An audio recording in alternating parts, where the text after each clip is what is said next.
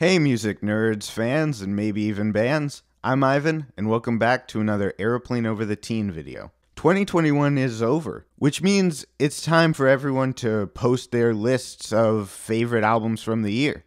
So that's what I'm doing right now. This year has been amazing for music, with some already established and popular artists releasing albums and quite a few great projects from smaller artists. I'm going to go through a few miscellaneous projects I love from the year while sprinkling in my top 3 at the beginning, middle, and end. Now, there are a few albums that I didn't actually listen to from the year that I probably should have. So if there are any that you think I should listen to, let me know, because I'd really like to listen to them. And if you don't see one of your favorite releases from the year on here, that's probably why. Alright, now that we got the introduction done, let's end 2021 by reminiscing over some of the best albums from the year.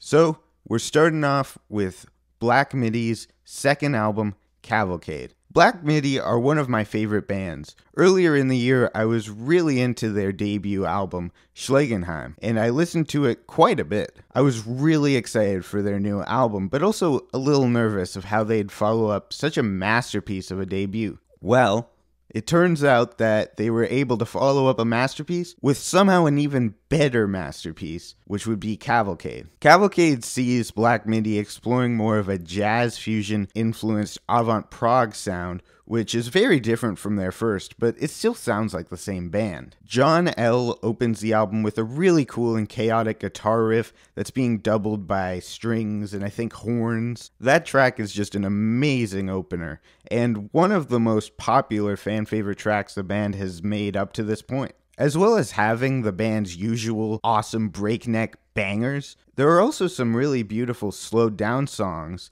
that I think deserve a lot of praise as well. My favorite of those being Diamond Stuff, which really reminds me of Swans with the way that Cameron sings over these really nice hypnotic acoustic guitars. Dethroned is probably my favorite song on the album, and possibly my favorite Black Midi song, with its great grooves and riffs. It kind of reminds me of David Bowie's final album, Black Star, which is an album I absolutely adore. Cavalcade is truly an incredible album, and it's definitely one of my favorite albums, not just of the year, but of all time. Next, we're talking about JPEG Mafia's brand new album, LP.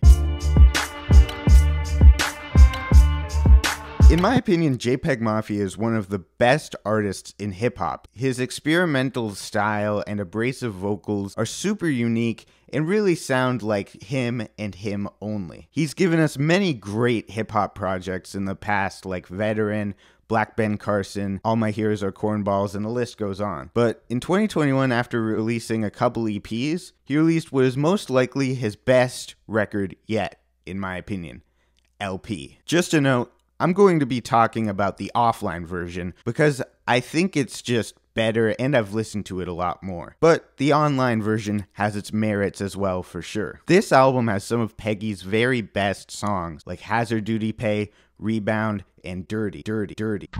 All of which are some of my favorite songs Peggy has made so far. This album combines a lot of Peggy's past styles into something totally new and unique. The way he flips the R&B soul sample on Hazard Duty Pay just shows how far Peggy's production has come throughout the years. LP is a truly great album, and somehow better than some of Peggy's greatest albums, which is insane to me because Veteran is one of the best experimental hip-hop albums I've ever listened to. It just shows how amazing JPEG Mafia really is. Alright, next on the list is an album that I don't think gets a lot of recognition, but really should because it's just incredible. I'm talking about Lorraine's Fatigue. So before I talk about this album, if you haven't heard it before, just stop the video and listen to it right now because A, it's awesome, and B, I think you'll understand what I have to say better if you have listened to it. Fatigue by Lorraine is a truly interesting and unique project. The album has a really cool flow and progression throughout its 30-minute runtime, with many great standout moments. The album is pretty off-kilter with its confusing, shifting time signatures and rhythms, but it's absolutely hypnotic and beautiful. I can't really talk about one or two or even three tracks. I feel like the album just works so well on its own and is just so beautiful. If you haven't heard it, again, just listen to it right now because I'm pretty sure you won't regret it. It's a brilliant album that I really don't know how to describe. So again, just listen to it and then maybe you'll know what I'm talking about more. Next is Tyler, the Creator's Call Me If You Get Lost. Tyler, the Creator holds a special place in my heart because he was the first hip-hop artist I ever really got into. I started listening to him in late 2019 after Igor came out, and I was obsessed with the Flower Boy album. When I heard he was releasing a new album, I was very excited because of my connection to Tyler's music being my introduction to hip-hop, which is one of my favorite genres. When Call Me If You Get Lost dropped, I was not disappointed in the slightest. Like all good Tyler albums, this project has a main theme or concept that it sticks to for the majority of the runtime and track list. This album's concept is basically just Tyler bragging about being Tyler the Creator, which is fair because if I was him, I'd never shut up about it. I think that WUSYANAME is one of Tyler's best accessible tracks with a cool R&B sampled beat and a really catchy hook. NBA Youngboy's verse on that track has been the subject of debate since the album dropped, and I like to give my 2 cents. It's a really good verse. I love the way Corso builds up to one of the best drops Tyler has made, in my opinion. And remember, Tyler made Who Dat Boy, which has the droppiest of drops in it. This album is really great and has a unique feel that I don't think a lot of other Tyler projects or even hip-hop projects really have, at least nowadays. You don't really know what you're getting with this track list, and there are just so many standout tracks and moments and lines and beats that I think really hold up to the rest of Tyler's phenomenal discography. This album is super solid, and it almost has like a carefree attitude that I can really get behind right now. Next is Godspeed You Black Emperor's Godspeed at State's End. Godspeed You Black Emperor is an absolutely bonkers band for bonkers people, and I absolutely love them. They're really good at making beautifully hypnotic post-rock that just puts you in a trance, and can put you in your feelings as well a lot of the time. Their new album, Godspeed at State's End, wait, Gerald, did you mean to write down God's pee? Like urine? What do you mean that's what it's called? Where are you going, Gerald? Come back here. This album is fantastic. Godspeed always know how to make just great post-rock that stays in its lane but still experiments and grows with each album and song. The Piss album is no exception to this, and it could honestly be one of the band's most accessible projects. It's shorter than past albums like Lift Your Skinny Fists Like Antennas to Heaven. If you're not very familiar with the band, this could help you get into them without being so overwhelmingly long. Alright. Now it's time to talk about another album in my top 3 of the year. Sometimes I Might Be Introvert by Little Simz.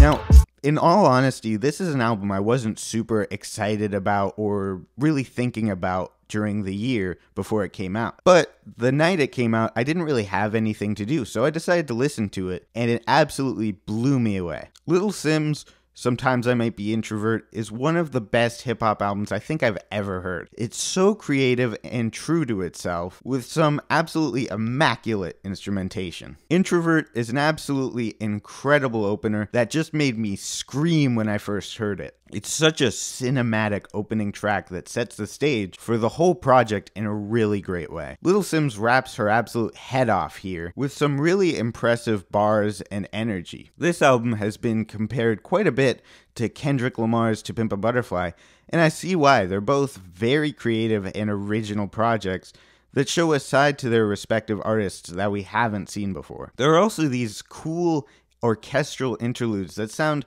straight out of a Broadway musical or opera all throughout this album, and I absolutely love them, which I wouldn't normally say because I don't really love that style. This album is very introspective, with Simz really painting a vivid picture of everything going on in her head and life. This album is a true masterpiece, and it's unlike anything else I've heard before, and I absolutely love it. Next is Lil Nas X's debut album, Montero.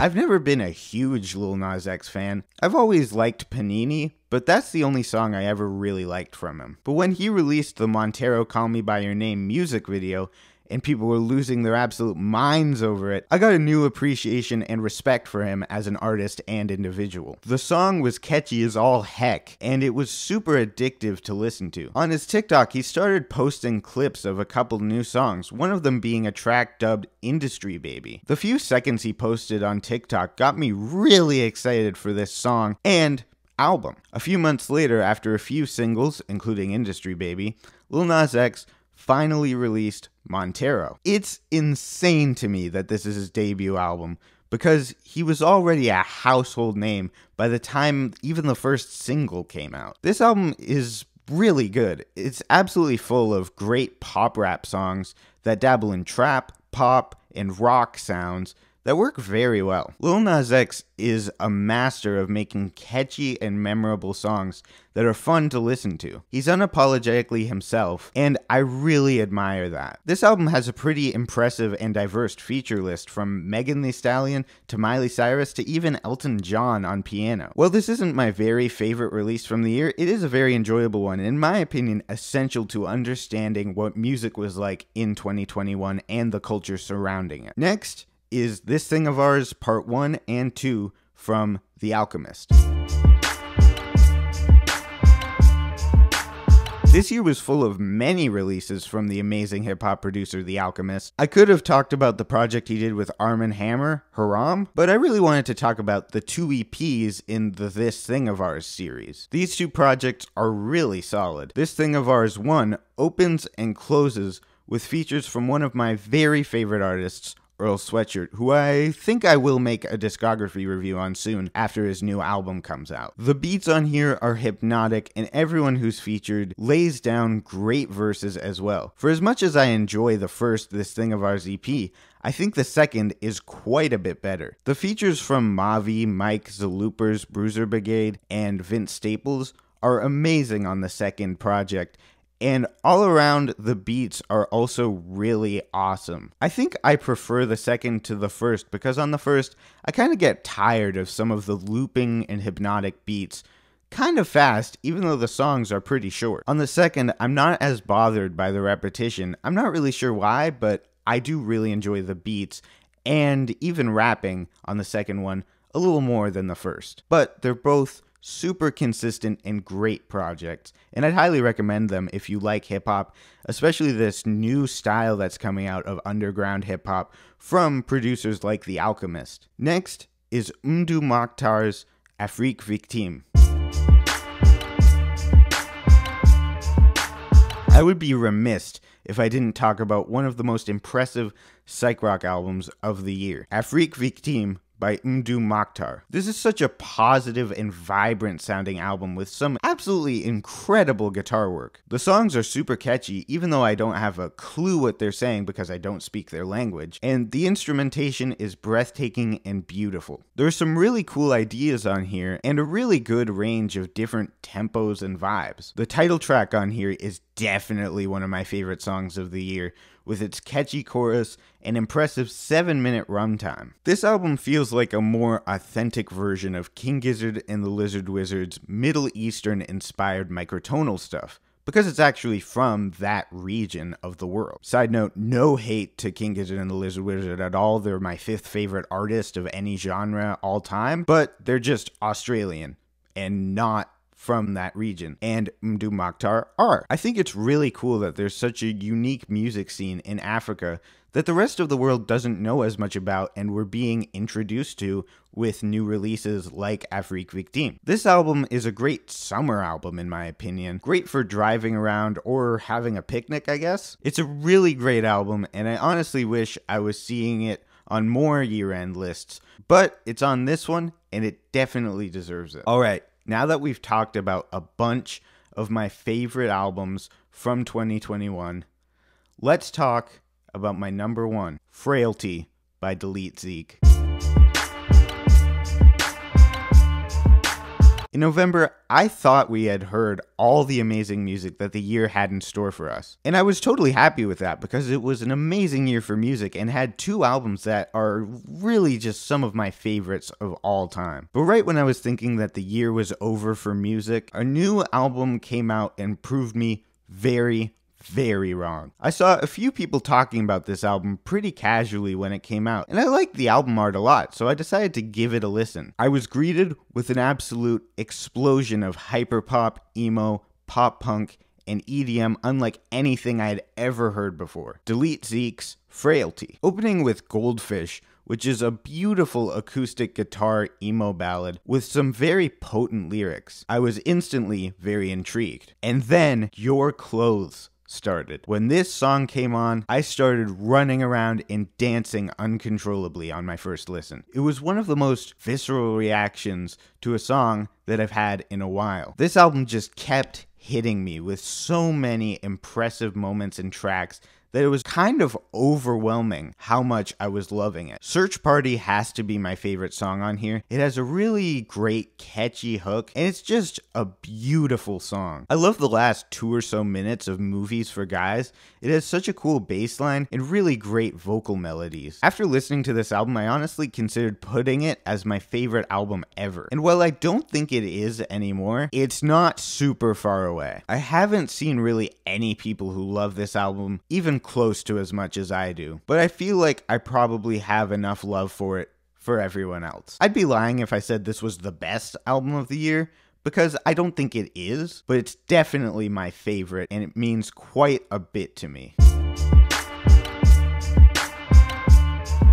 So now, as the year ends, so does this video. This was honestly one of the best years for music that I've lived through, in my opinion, or at least one of the best since I really started paying attention to good music. I really hope you enjoyed this video, and more importantly, I hope you had a good year. I know this year was really hard for a lot of people, myself included at times, but I really hope that the amount of great music helped you through it, because it definitely helped me. Alright, thanks for watching, have a great day, Happy New Year, and goodbye.